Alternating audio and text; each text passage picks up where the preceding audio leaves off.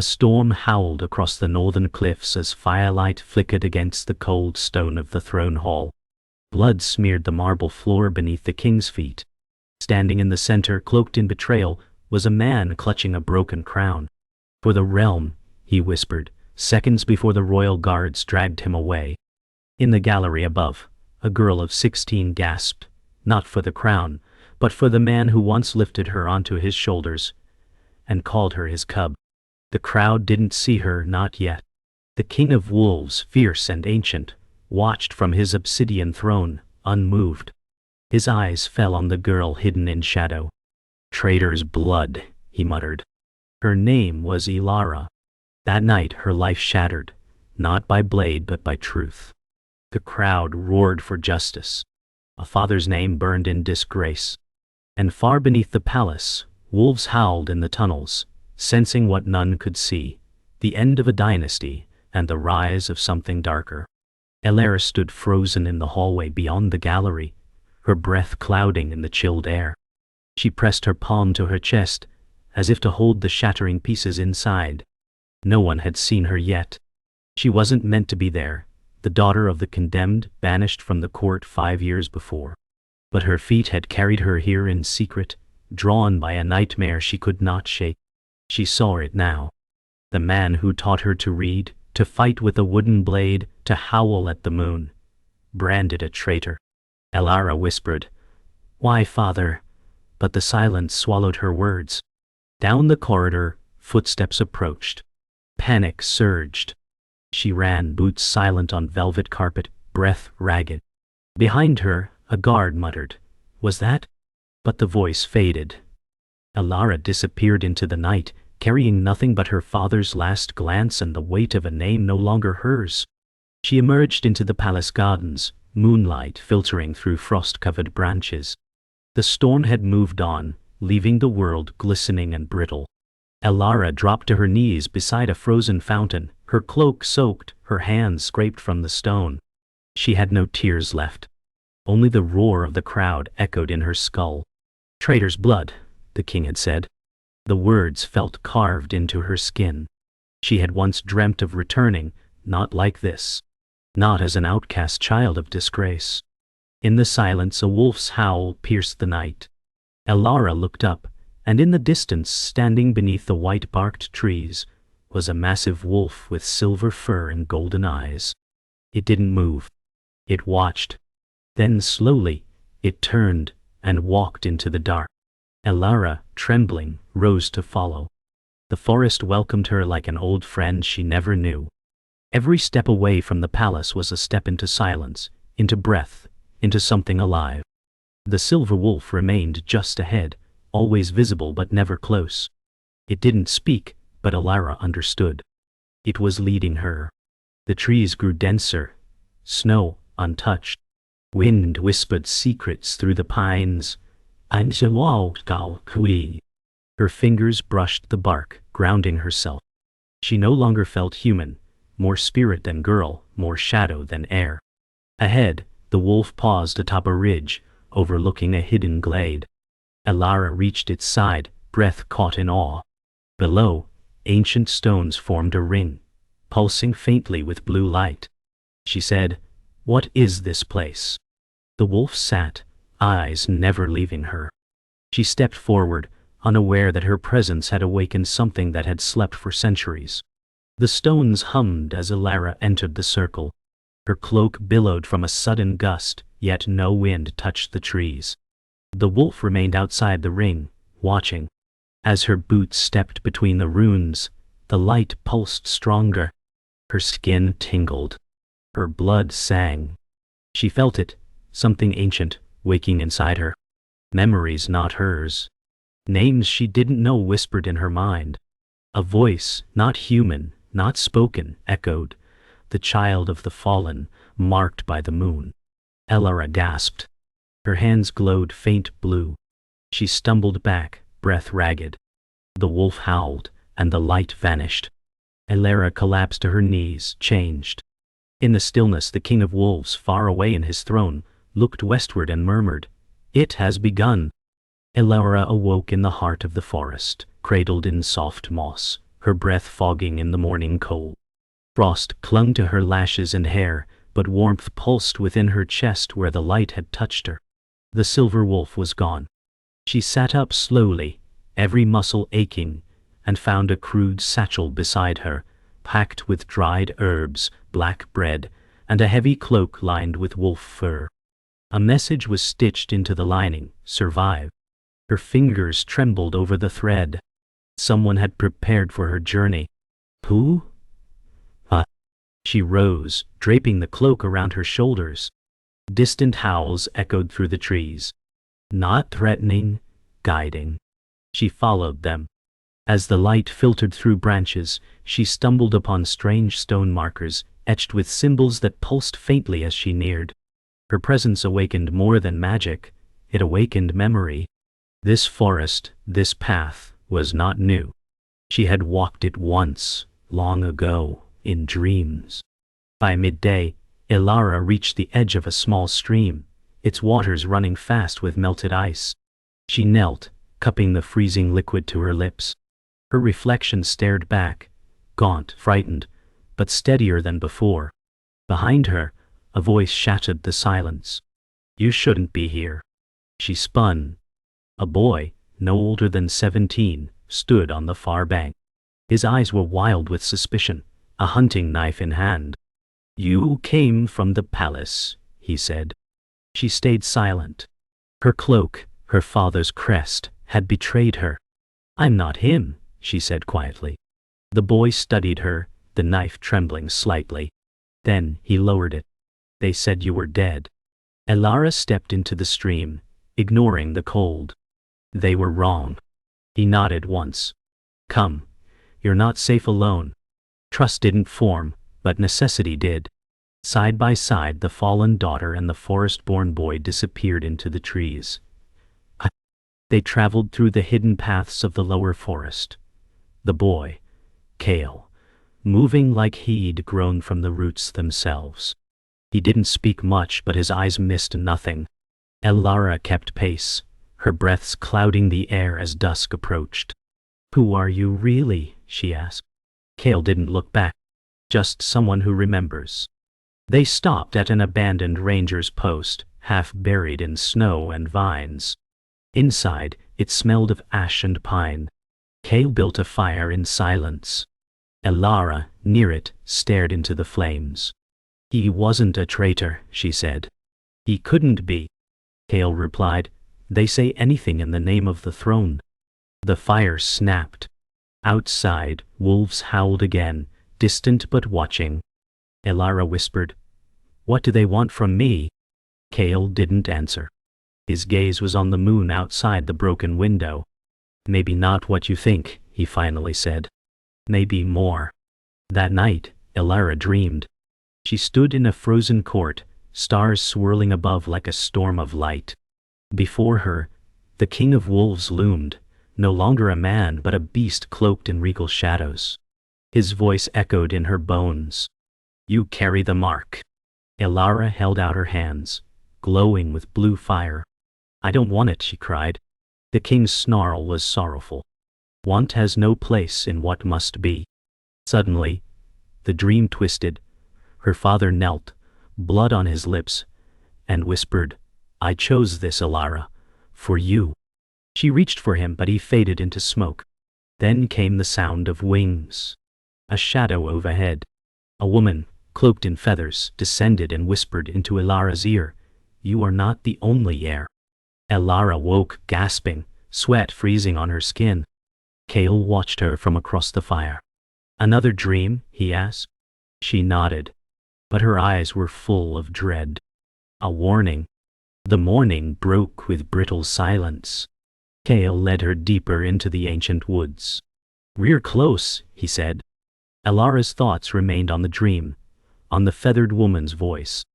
Not the only heir. What did it mean?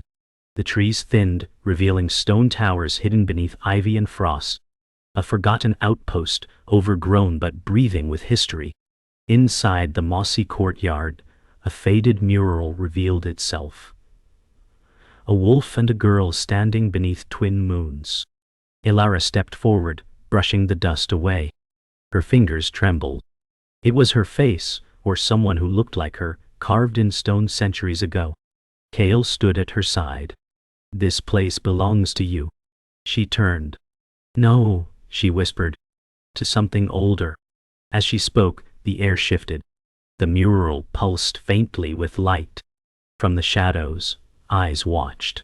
Not hostile, waiting. The forest had not forgotten. And now, neither could she. Days passed in the ruins. Elara trained with Kale beneath the twin moons, learning to listen to the wind, to move with the wolves, to read the runes etched into stone. She was no longer the girl who fled the palace. Her hands no longer trembled when she held a blade. "You're changing," Kale said one night, watching her split a fallen branch with a clean stroke. Elara nodded. "I have to." The bond between them deepened, unspoken but steady. Yet each night the dreams returned. Fire. One no. Feathers. Eyes like hers. A girl screaming in a hall of mirrors. Elara awoke each time with a name on her lips. Seren. But she didn't know who it was. One morning, she discovered a wolf waiting at the edge of the clearing. Not the silver one, darker, leaner, with eyes like coals. It didn't growl. It bowed its head and turned. Elara knew what it meant. The forest was calling her again. The truth wasn't behind but ahead.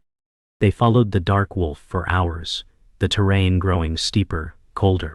Elara's breath came in short bursts, but she pressed forward. At last, the path opened onto a hidden valley, dead trees reaching like claws toward a sky cloaked in ash. In the center, an altar of black stone stood beneath a jagged cliff. Elara froze. The wolf sat beside it, unmoving. "What is this place?" she whispered. Kale's face tightened. "It's where the last blood oath was sworn." She stepped closer. Symbols stained the altar, not carved, but burned in.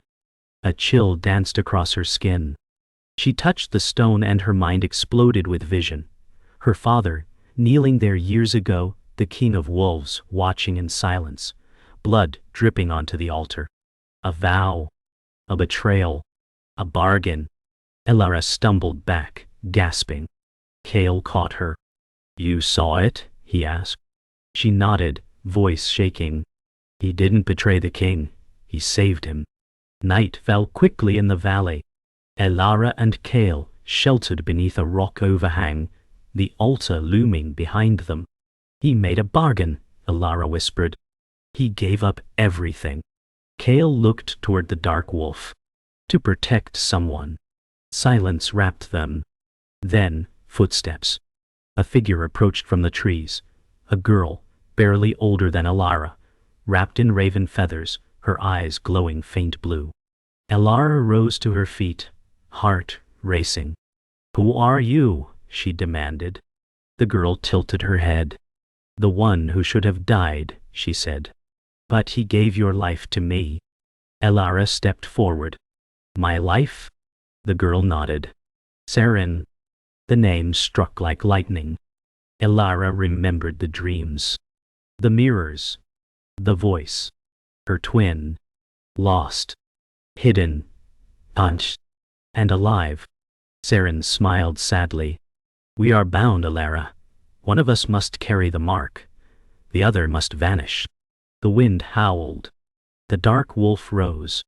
The forest bent around them as Elara followed Seren into the shadows. Kale stayed behind, sensing this was not a path meant for him. Seren led her to a cave carved into the mountain's roots, its walls etched with history and ancient symbols. "This was where our bloodline began," Seren said, "and where it was cursed." Elara traced the markings. Twin moons, wolves, a girl split in two. "We were meant to be one," Seren murmured. "But the crown feared us, so they erased half." A bitter smile. "Father chose you to live. I became myth." Elara's voice broke. "He never told me." Seren's expression softened. "Because he hoped you'd never know. But the crown cannot stand on one truth. It must be built on all." The cave trembled. Magic awakened in the runes. Both girls stepped into the center. Elara whispered, "We were both the heir." And as light encircled them, the forest began to change. The light burst from the cave like a second sunrise. Across the land, wolves lifted their heads and howled. The ancient pact had awakened. Back in the ruins, Kale watched the skies shift, two moons shining as one. "She did it," he whispered. Inside the cave, Elara and Seren stood as the magic faded. The runes no longer glowed, but they remained etched into their skin, mirrored marks on each wrist. "The bloodline is whole again," Seren said. Elara stepped closer. "But they won't accept both of us." Seren nodded. "Then we give them no choice." Thunder rumbled in the distance. The palace would feel this. Elara turned toward the path they had taken, resolve hardening. "The King of Wolves must see us together." Outside, the dark wolf waited. Elara and Seren walked side by side, moonlight catching their matching eyes. A storm was coming, not of weather but of truth. The palace loomed once more beyond the frost-bitten trees, its towers crowned in snow and firelit windows, glowing like eyes in the dark. Elara stood just outside the forest's edge, her breath steady, her cloak tight. Beside her, Seren adjusted her feathered hood. "Are you ready for them to see?" Elara asked. Seren smiled grimly. "I was born to be unseen. Now they'll never forget." Together, they stepped into the open, the dark wolf padding silently behind. Horns echoed from the walls. "Who approaches?" shouted a guard. Elara raised her arm, revealing the rune. "The daughter of the fallen, and the one they buried with him." Confusion rippled through the ramparts. Then silence. Then doors began to open. The King of Wolves, far above in his private chamber, rose from his throne. His breath misted. "Two of them," he murmured. And for the first time in decades, doubt cracked his voice. The throne room was silent when the sisters entered. Every step echoed, their boots soft on marble worn by history. Courtiers whispered, nobles stared. The king sat unmoved on his black throne, his wolves at his feet tense and still. Elara and Seren halted before him. "Elara," the king said, voice low, "you return under strange omens." Elara replied, "Truth walks with me now." Seren stepped forward. "And you've hidden it for too long." Murmurs exploded through the hall. The king rose slowly. "You wear her face," he said, eyes locked on Seren. "I wear her birthright," Seren answered. "You erased it." A beat of stillness. Then the king turned to his council. "Bring the high seer." The seer arrived, ancient and blind, but his sight was inward. He took one look at the sisters and trembled. "Two halves," he whispered, "cut from the same moon." Gasps followed. The throne room was no longer safe. The seer's voice echoed like thunder. "This truth cannot be silenced." The king clenched his fists. "She was never meant to return," he said, almost to himself. Elara stepped forward. "But she did, and now you must answer." The hall trembled with tension. Nobles shifted, torn between loyalty and revelation.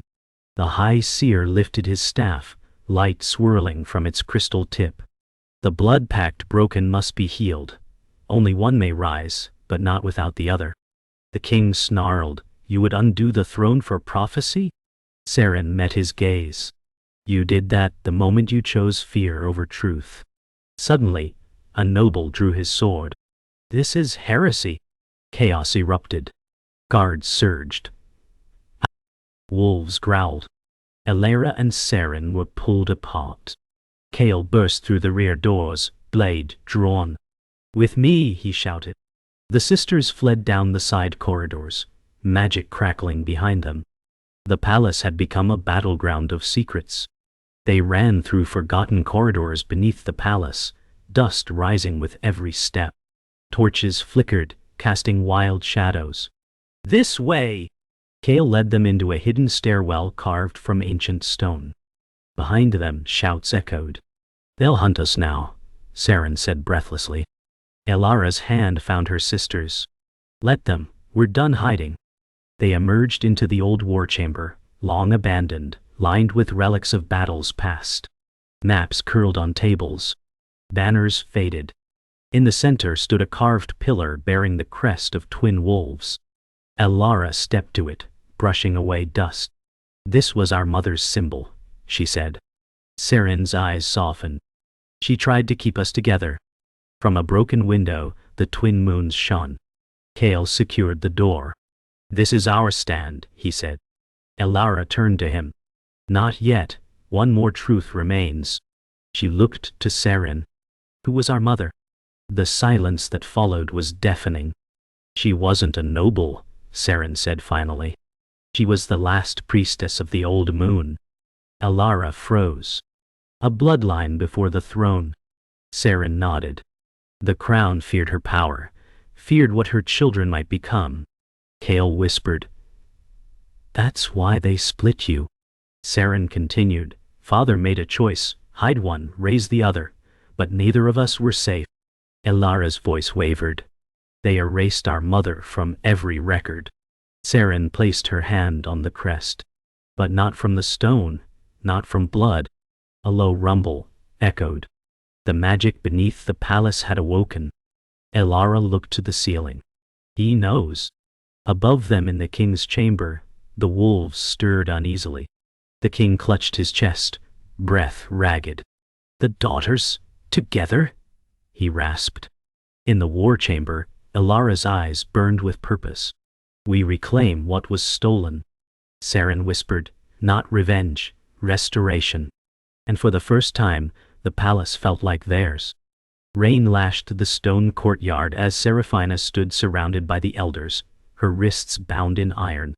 The king's guards stood like silent statues, eyes trained on her but none daring to speak. The accusation echoed in the cold air, daughter of a traitor, conspirator against the crown.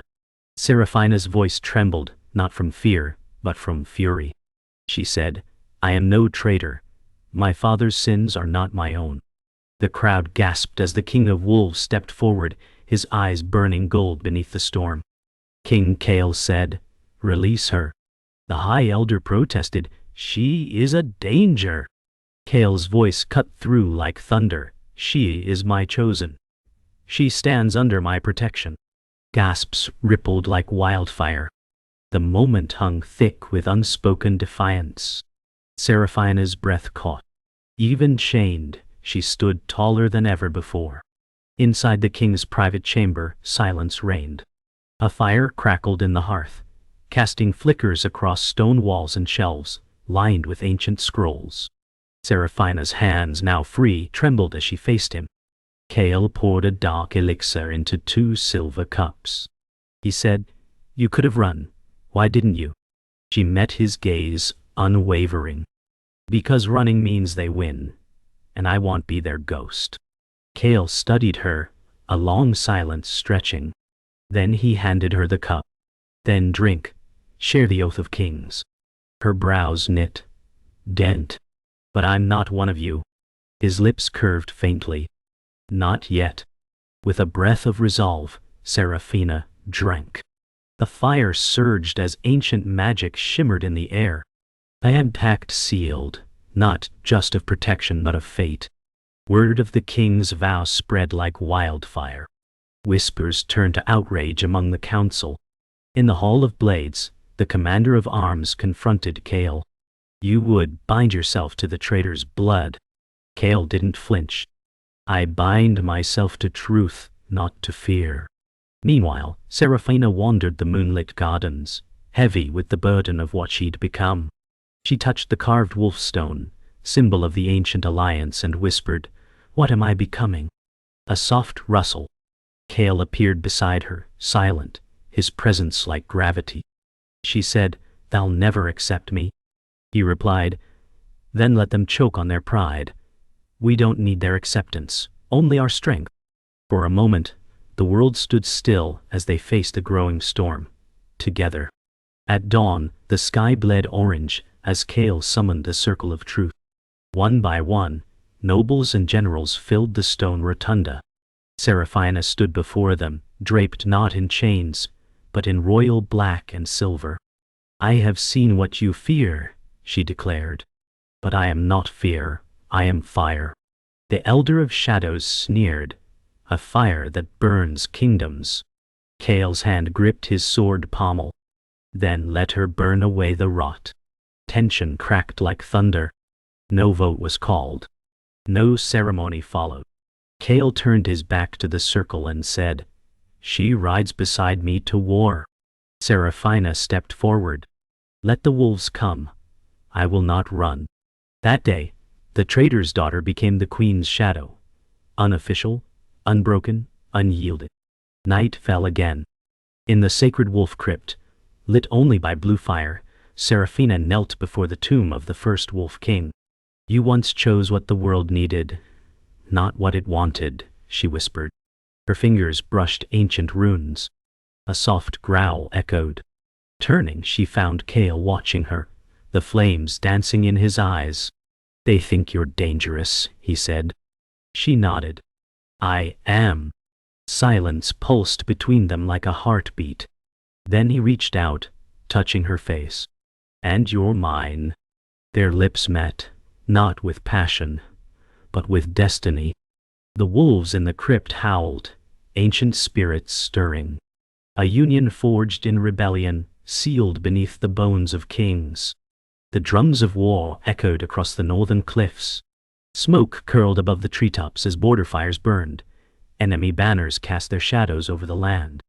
Seraphina stood atop the battlements, armor laced in black steel, the silver sigil of the wolf on her chest.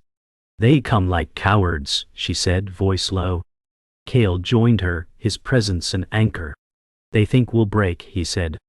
She replied, "Then let's show them what unbroken looks like." Beneath them, the people gathered, eyes wary, but hearts kindled. Kale raised his voice to the wind. "The daughter of a traitor fights for you. What excuse do you have not to rise?" Murmurs turned to roars. Seraphina's grip tightened on her sword. She whispered, "Let them remember my name, not for what he was, but for what I became." Night before the battle. Inside a war tent, maps sprawled across tables lit by oil lamps. Seraphina paced in silence. "They outnumber us," she muttered. Kale studied her, then stepped forward and said, "But they don't have you." She froze, turning slowly. "I'm not ready." He shook his head. "You were born ready. You've been tempered by fire, forged by betrayal. You carry your father's shame, but you don't wear it." A long pause. Then she said, "Then let me lead the flank." Kale hesitated, then nodded. "You ride with the white wolves." She took the fur-lined helm in her hands. "Then we ride at dawn." The moment held, thick with what might be the last breath before history split open. Dawn broke over the battlefield like a blood-soaked promise. Seraphina charged at the head of the white wolves, elite riders cloaked in pale fur and silver. Her blade caught first light as it met steel. The enemy fell back in confusion. "For the north," she cried. Chaos raged, screams, clashing steel, the thunder of hooves. But Seraphina moved like a storm, each swing precise, each breath a vow. Then, a cry. A child stumbled into the fray, lost amid blood and ash. Without thinking, Seraphina dismounted and shielded him with her body, cutting down those who dared come close. Kale saw it from afar. His chest clenched. "She's not just a warrior," he whispered. "She's the heartbeat of this kingdom." Victory came not in triumph, but in silence. Bodies littered the field, smoke twisting into the sky like ghosts released. Seraphina walked through the aftermath, blood on her hands, not all of it enemy. She dropped her sword beside a fallen soldier. "He was one of ours," she said numbly. Kale approached, his gaze heavy with shared grief. "War doesn't choose, it takes." She turned, tears streaking her dirt-smudged face. "Then why do we fight?" He touched her cheek gently. "Because if we don't, they decide who we become." Her eyes closed briefly, then opened with quiet steel. Then next time I decide how we end it. From survivor to sovereign, her resolve was no longer borrowed. It was born. That night, the castle bell tolled for the lost. In the hall of silence, candles lined the floor like stars mourning the dead. Seraphina stood alone before the empty throne. Her voice rang out, "I name every soul we lost, and I carry their memory in mine." The nobles watched from the shadows, faces unreadable. Kale entered slowly, crown in hand. He did not speak, only placed it gently on the throne beside her. "You carry this kingdom now," he said. She turned to him. "Not alone." He nodded. "No, not alone." As the candle flames trembled, the wolves outside howled, not in mourning, but in unity. The war had not ended, but something greater had begun. The reign of a woman forged in ruin and risen in truth. The first snow of winter blanketed the highlands, as Seraphina walked the edge of the Wolf's Peak. Below, the newly united banners of the north and south fluttered in truce. Behind her, Kale approached, his cloak trailing through the snow. "They've signed the treaty," he said. "The war is over." Seraphina didn't smile. "Then why does it still feel like we're bleeding?" Kale stood beside her, their silence a shared wound. "Because peace costs more than war," he said. "It demands we heal." She exhaled slowly, the cold turning her breath to ghosts. "My father never saw this view," she said. "He only knew what to destroy." Kale looked out with her. "You knew what to save." She nodded once quietly. "And I'm not done saving." The royal court assembled for the naming ceremony. Firelight flickered across golden tapestries, yet Seraphina stood not before the throne, but among the people. "I will not rule from above," she declared. "I will walk beside." Murmurs scattered, but no dissent rose. Kale stepped forward, not with a crown, but with a blade, his own. He said, "This blade guarded kings, now it defends her." He knelt before her, and slowly, so did the rest. Her hands trembled as she took the sword. "I don't need titles," she said. "Only truth." A roar of approval followed. The people had feared a traitor's blood. Now, they embraced a queen without a crown. One who had bled with them, and for them. That night, in the quiet of the library, Seraphina opened her father's last sealed letter. Hands trembling, she read in silence. "I thought I was protecting you," it began. "But I see now that truth does not shield, it frees." Tears welled as she reached the final line. "I was the shadow, but you, my daughter, are the flame." She folded the letter slowly, pressing it to her heart. Kale entered quietly, watching her. "You found his words?" he asked. She nodded. "He was wrong about many things, but he knew who I'd become." Kale took her hand gently. "So do I." There were no crowns, no battles. Just a girl reclaiming her story, one word at a time. Spring came late, but it came. The valley bloomed where bodies once fell. Seraphina walked among new saplings planted atop old graves. "Let them grow from what we lost," she whispered. A child ran past her, laughing, the same one she had once saved in battle. She smiled faintly. Kale joined her, holding a scroll of new laws she had written, justice reforms, land protections, and one decree that drew attention. "You removed my name from the throne line," he said. She looked up. "Because we lead together, or not at all?" He laughed softly. "Then I guess I'm yours to command." "No," she said, linking their hands. "You're mine to trust." The past buried, the future seeded. And this time, they would grow it right. Years later, in the still of twilight, a new monument stood at the heart of the kingdom. It bore no names, only a single carving, wolf and flame, entwined. A young girl stared at it, wide-eyed. "Who was she?" she asked. An old woman smiled softly. "She was the traitor's daughter," she said. "And she became the heartbeat of the realm." As night settled, the torches lit, and beside the monument, Two graves rested side by side, Seraphina and Cale. No titles engraved, just the word, true. And in that final breath of the story, a howl echoed through the distant cliffs, not in sorrow, but in tribute.